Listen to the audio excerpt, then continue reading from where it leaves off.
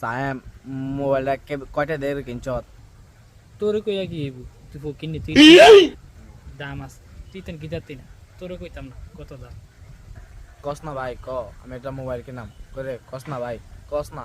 এতবার যত কইতাছ আমি জানি কিনতাতি না। আচ্ছা আমি 22,000 টাকা দিয়ে কিনছি ইয়া ফিরোজপুরতে। 22,000 টিয়া?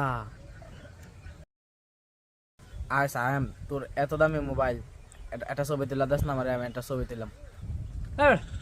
তার এনে ছবি তুলাই কাম আছে আর তুই মোবাইলের ছবি তুলতে যোগ্যতা আছে যাবড়া।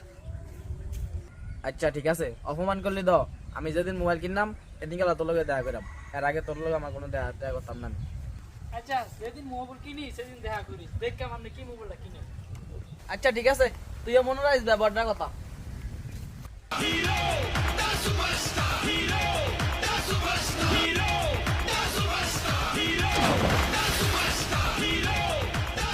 ওই দোতে পাইছি তারে, তার লোক আজ আমার বোঝা করে হইব।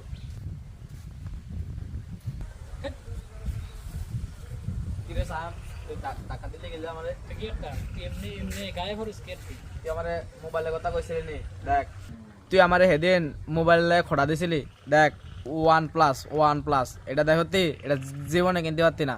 এটা তোর ওই যে 22,000 টাকা নি কইস, 22,000 টাকা দিয়ে এরম মোবাইল একটা কভারও কিনতে পারতি না বেটা। তে গিরে কয় 22,000 টাকা দিয়া বলে আমার মূল্যের কভার ডো কিনুন যেত না।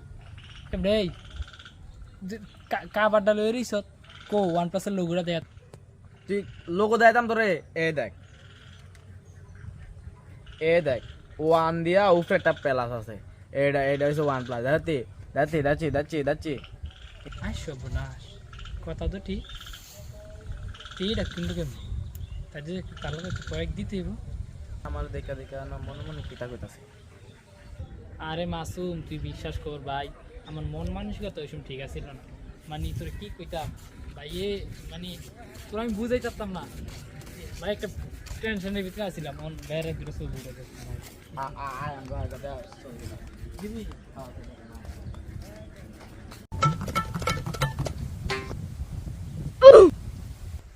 সায়েম মোবাইলটা কয়টা দিয়ে কিনছত? তোরে কইয়া কি হইব? তুই ফকিনি তুই দাম আছে তুই তেন কিতাতি না তোরে কইতাম না কত দাম। কস না ভাই, ক আমি একটা মোবাইল কিনাম করে, কস না ভাই, কস না। এতবার যত কইতাছ আমি জানি কিনতাতি না। আচ্ছা আমি 22,000 টাকা দিয়ে কিনছি ইয়া ফিরোজপুরতে। 22,000